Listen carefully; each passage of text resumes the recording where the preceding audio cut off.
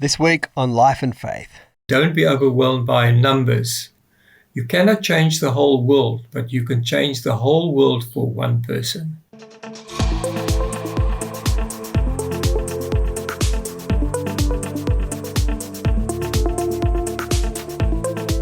Welcome to Life and Faith from CPX. I'm Simon Smart. In this job, you sometimes get to meet people who live lives that make you want to stop and reassess everything. Apparently saintly people, or at least people who act in very saintly ways. And these moments can be a bit confronting, but also really inspiring. And I hope you'll feel that today with my guest. Dr. Tertius Venter is a plastic reconstructive surgeon who over 20 years ago went on a volunteering mission to the Gambia in West Africa, where a hospital ship was working with the poorest of poor people, providing medical care, and where he was able to contribute surgical care. And in a way, he never recovered from that experience. He returned a different person, so animated by both the incredible need that he saw, but also the difference he was able to make in people's lives. For many years now, he has been a volunteer at two organisations, Cure and the Mercy Ships, providing medical aid to people who are in desperate need of that. And as you'll hear, faith has been a huge part of his journey. One of the reminders today is how much we take for granted the medical care available in prosperous nations, and also the world of difference that medical help transported literally to places of need can make.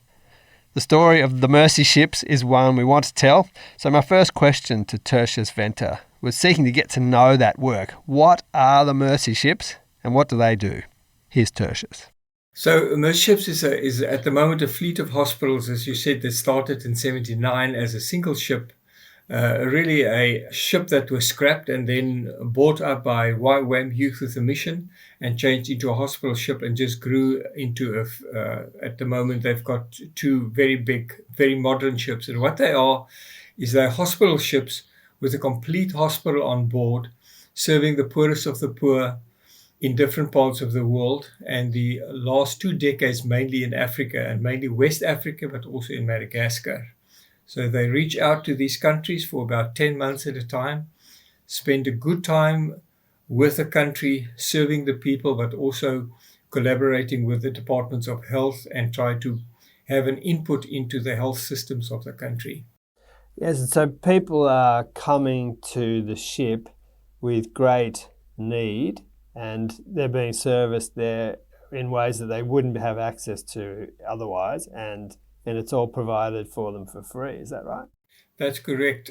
Just some interesting things is that 5 billion people, the world population is 8 billion. 5 billion people has got no access to safe, affordable, timely surgery.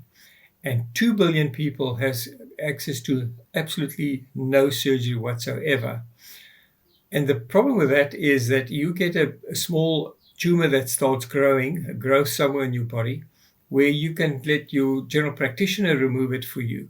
But if it keeps on growing for years, it becomes a big problem and it can become life-threatening. So a simple condition can become life-threatening and actually kill people simply because they don't have access to surgery. And so this is, as you say, serving places like Senegal, Congo, Sierra Leone, these sorts of places. What are the kinds of conditions typically are you seeing on the boats themselves? So you've mentioned things like tumours that grow. What other sorts of things do you often see?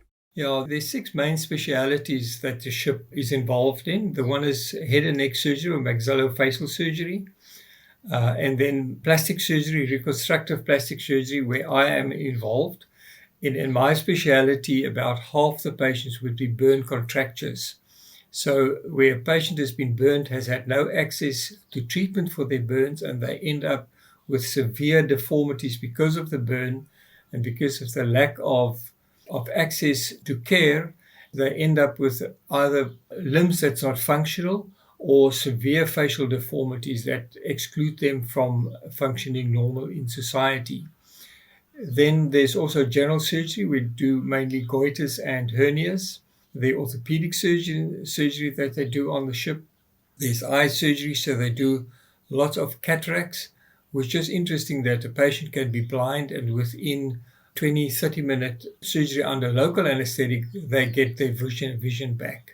It's amazing work. I guess to a large degree, the conditions themselves are a function of being poor and not having access to medical help.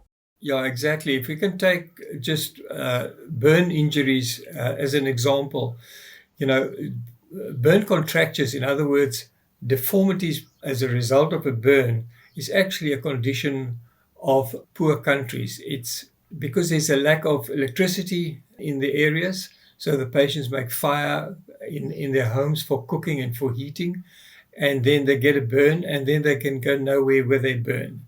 So a burn that might be superficial and with the correct treatment might be healed within 2-3 weeks, end up getting infected, and then months of slow healing and painful healing, and then they end up with a total deformity of a limb that's not functional, sometimes 2 or 3 limbs that's not functional. And then we can restore that function for them. So it starts because there's just basic needs not fulfilled, like electricity, that they don't have, and they end up with a severe deformity that's with them the rest of their lives, and unless someone comes in and do something about it for them. Lots of children in this situation, I imagine. Yes, for my patients that I treat on the ship, about 50%, up to 60% are children that end up with these deformities and then come to us for help. And is the sort of help you can give them, particularly in your area where you're dealing with people with these burns and, as you say, the contractions, can you do much to help them? Can it change their situation particularly?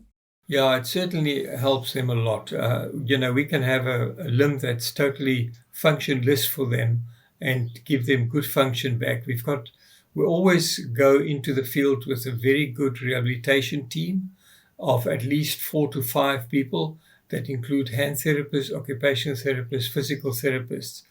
And they will follow these patients up for at least 3 months with exercises, with splints, with pressure garments, and they won't be discharged before they're completely healed and their function has been restored. So one can really make a big difference in these people's lives. Yes, it sounds absolutely amazing. And you go for a stint, like a 6-week period, for instance, at a time, and you've been doing this work for over 20 years. You've really gotten hooked by the sound of it.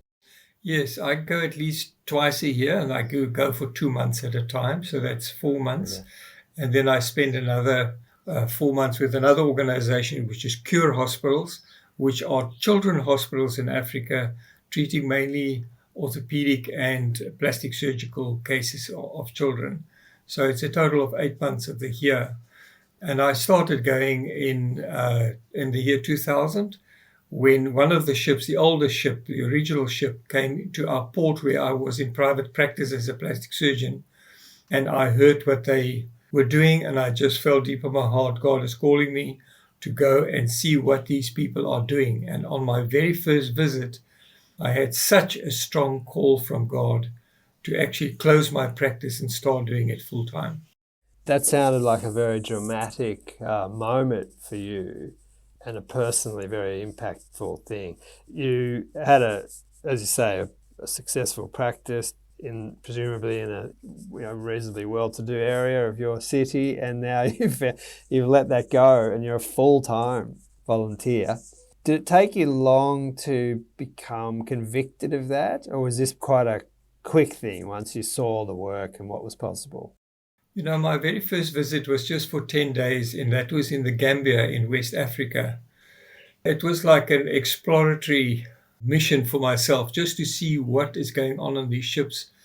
And then just meeting all those Christians. These ships has got between 300 and 500 people on the ship, all volunteers.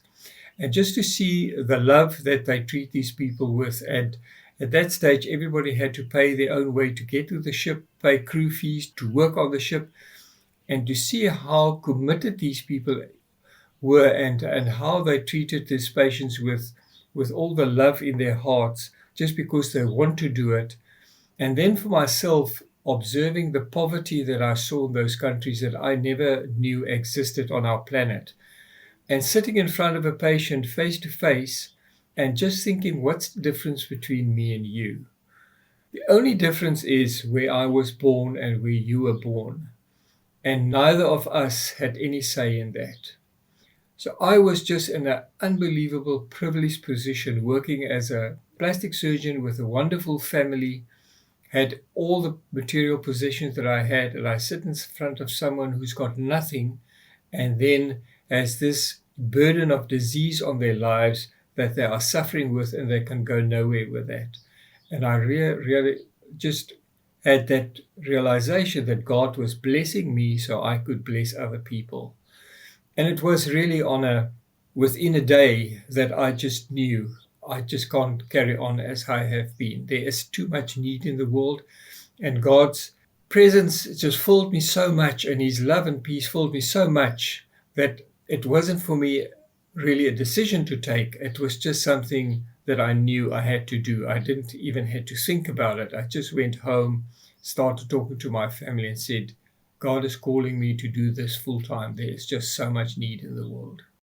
So you didn't experience that, therefore, as a heavy burden? You felt it was something that was a exciting prospect?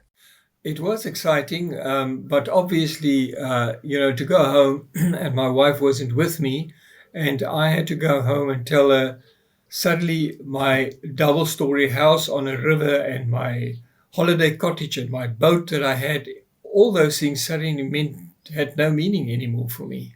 I really met God face to face, and I was filled with His presence, with who He is, and just in those circumstances of these people with this absolute need, that for me it wasn't a question. I just wanted to go and know I am where God wants me. But obviously for my family it was almost a foreigner that came home.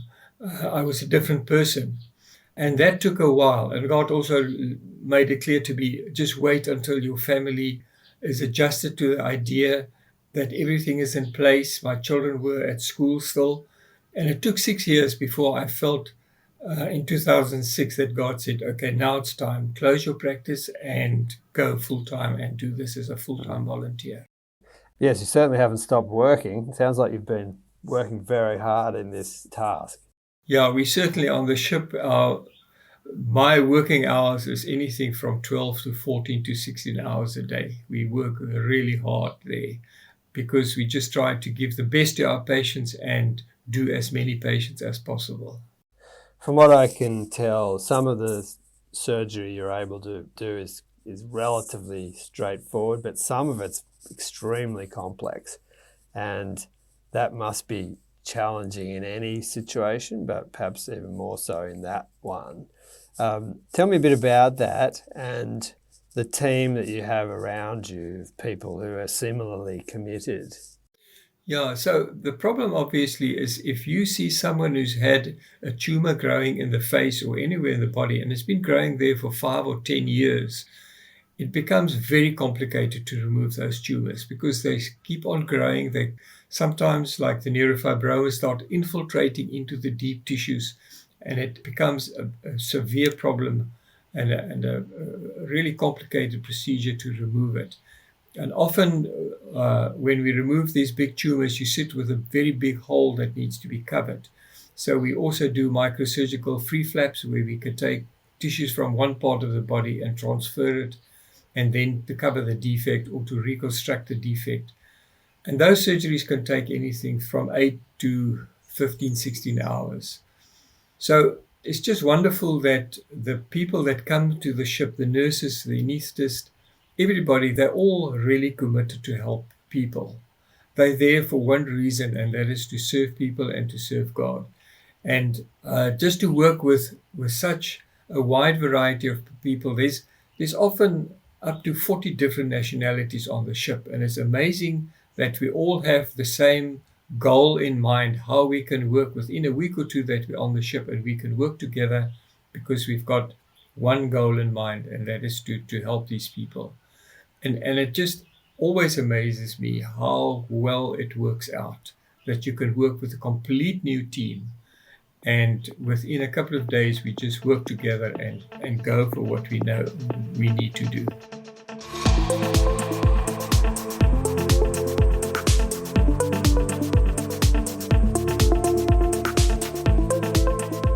is Life and Faith, and I'm speaking with Tertius Venter, who's coming to us from Cape Town.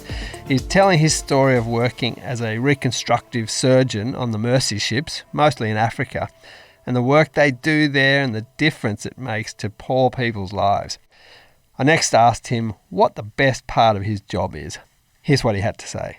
Oh, that's easy to say. The best part of my job is going back into the wards and see the smiles on the people's faces, the patients that we've treated. Because especially the children, they remember their burn injury and how long it took and all the pain of the dressing changes that the mothers would do and put whatever they could on to get the wounds healed. So they've gone through pain for weeks, if not months. And then they come onto this big white ship with all these foreign faces and they're scared, but then just through the love that they experience on the ship and the surgeries that we try to do as pain-free as possible. And we really limit the pain by all sorts of means, local blocks, regional blocks, good analgesia. And then within a week, maybe 10 days, and they realize they can see their limbs are now in a different position. And then to see them running up and down in the wards, just laughing and playing, that is really the biggest reward for us. It's really to put smiles on the hearts and faces of people. And when you see that, there's no bigger reward than that. Yeah, I wonder if you could comment on that dynamic of this sort of commitment to people in great need, but the satisfaction that it brings you, but also the people around you. That's a huge part, imagine, of what goes on there. I mean, our goal is obviously to bring people healing that they otherwise just would never have. So it's an opportunity for them to have the disease stopped, or if they have a deformity, to have it corrected. People come with a tumor that starts growing and they don't know what is this thing growing in their face and how long it will grow and will it kill them. That uncertainty of what is this, and often feel and be blamed that they are cursed. That's why they have it. Or a mother that bringing in a child with a cleft lip, and she feels guilty because people said she's done something wrong, and that's why the child has got this cleft lip. And to touch them and tell them, you have done nothing wrong. There's nothing you could have done that caused this cleft lip. But we can repair it for the child and offer him a normal life ahead. And to see the mother's relief under those circumstances, and then obviously the children as well, because they often get ostracized because of their deformities. They get mocked. Parents sometimes just hide the children out of sight of other people. But this just gives them the dignity of being human back and say, you are important in our sight, you're important in God's sight.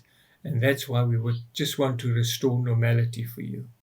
I understand that not only are you and your team performing these very important surgeries, but while you're doing it, you're training people who will be able to go out and do that work elsewhere. And so it's sort of a multiplier effect of good work. Is that what's happening there? Yeah, that's absolutely correct. If we just look at some numbers, in the United States, there are 53 surgeons per 100,000 population. In Australia, there's 44 surgeons per 100,000. In Africa, there's 1. So they've got a huge need for surgeons. And the problem also there that many of these surgeons are in the cities and patients is to pay to see them. So for the general population, for 90% of the population, they've got no access to any surgery. So the ship is very much involved in training not only of surgeons, but also of anaesthetists and of nursing care, of radiology care for the patients. So they've got different programs that's been developed over the last few years, getting the local healthcare workers onto the ship and also reaching out to their hospitals and getting involved in their training programs to establish better training and better facilities for these patients. So it's not only training, it also helps them to improve their facilities that they have available for themselves. And that is a program that's in development now and has been going on for a couple of years, so that when the ship leaves, they leave skills behind.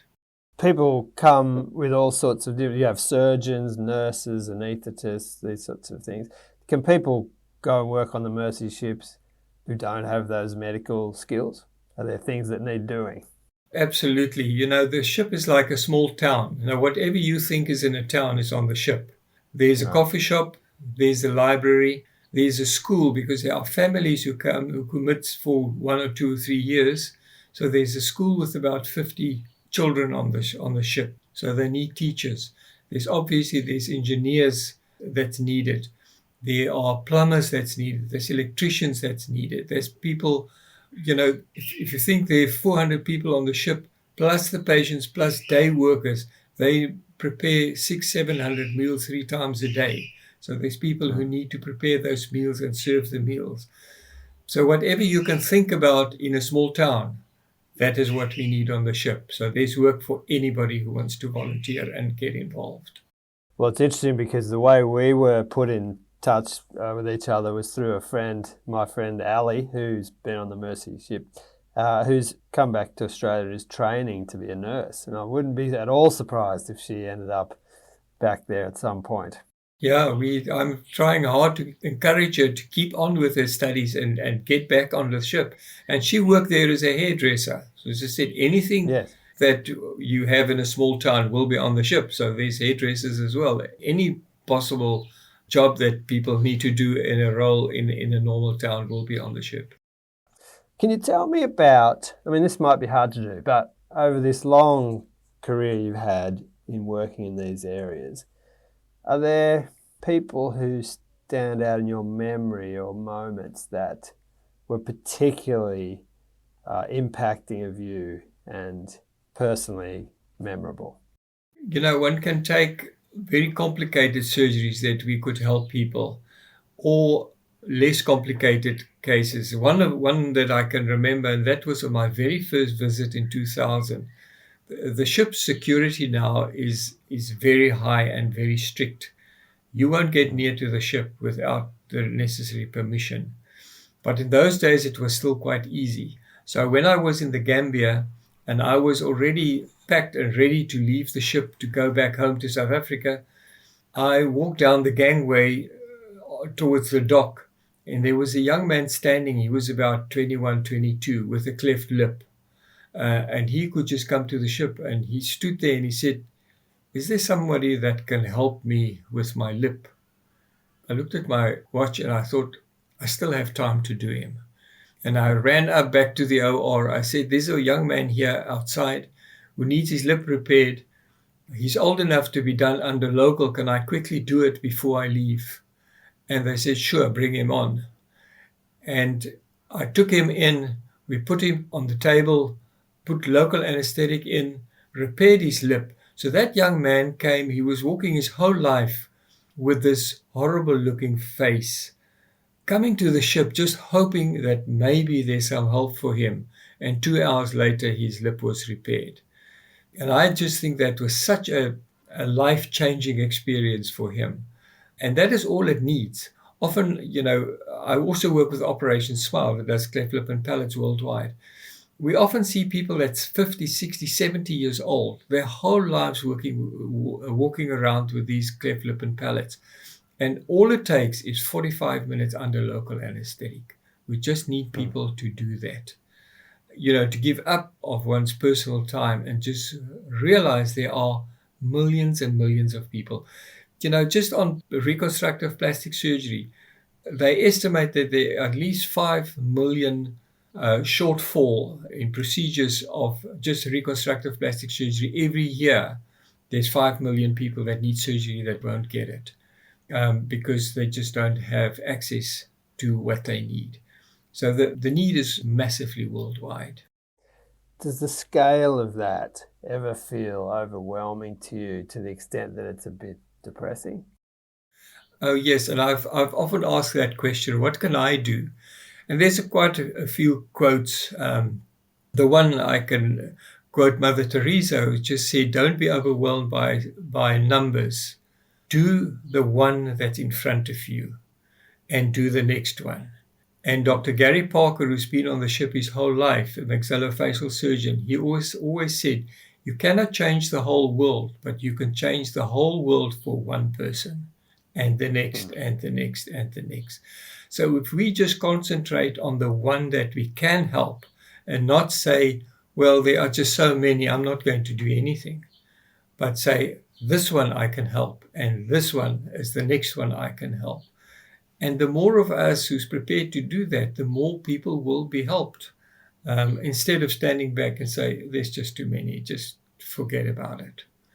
One's got to know that you change the lives and the whole world for those single people. Do you ever get to see people down the track and how their life has changed?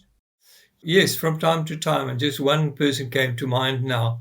And that was an anaesthetist that worked on the ship. And he went to Sierra Leone to visit previous patients that he has seen.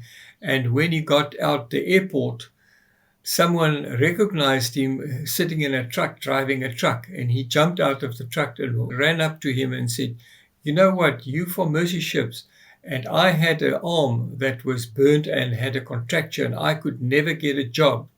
But after you corrected this deformity of my arm, I could go and get a license, and now I'm a truck driver.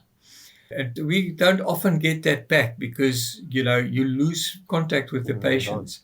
But just to see those things coming back at you and realize you've really made a change in those people's lives. No, that's amazing.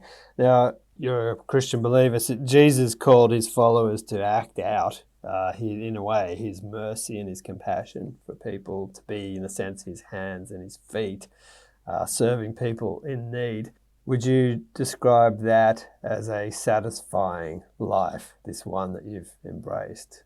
I think for me, if I think back of my experience those first 10 days on the ship, it was a very intense time with God.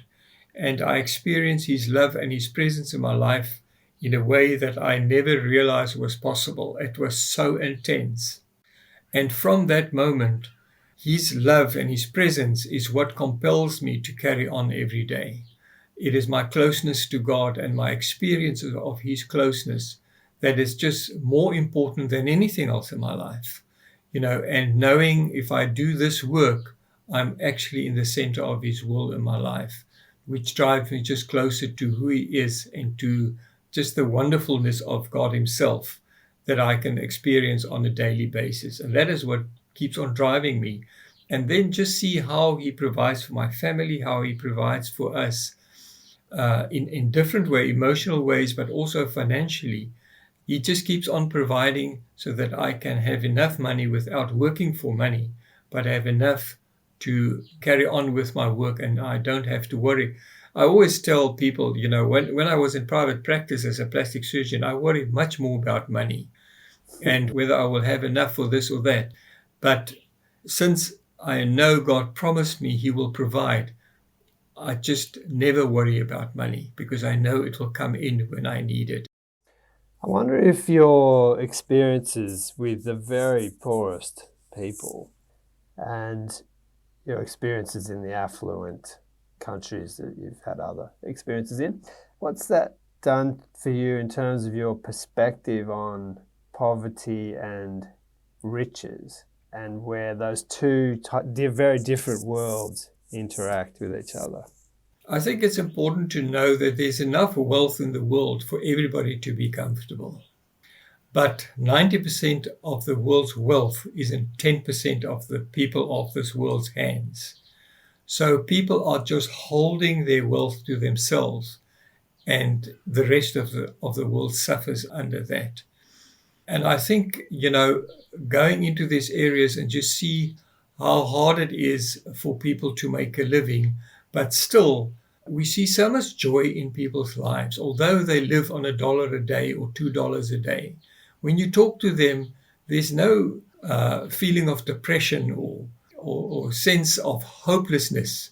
They live from day to day, and I often find that they are more happy in themselves than people in big cities with lots of money who's got to worry about all the things that's going on in their lives and all their possessions, what's going to happen to the investments, and just worries about all these different things, while people with much less can be much happier.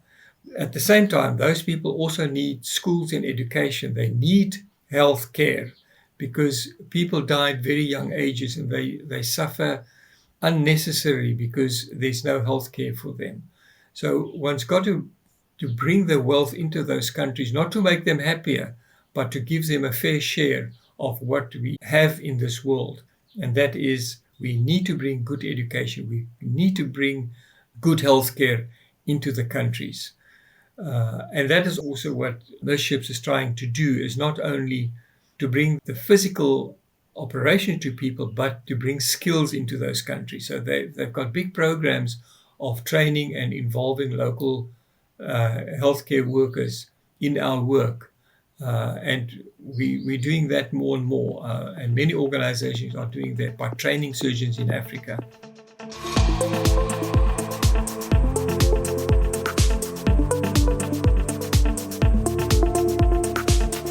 This has been Life and Faith with me, Simon Smart.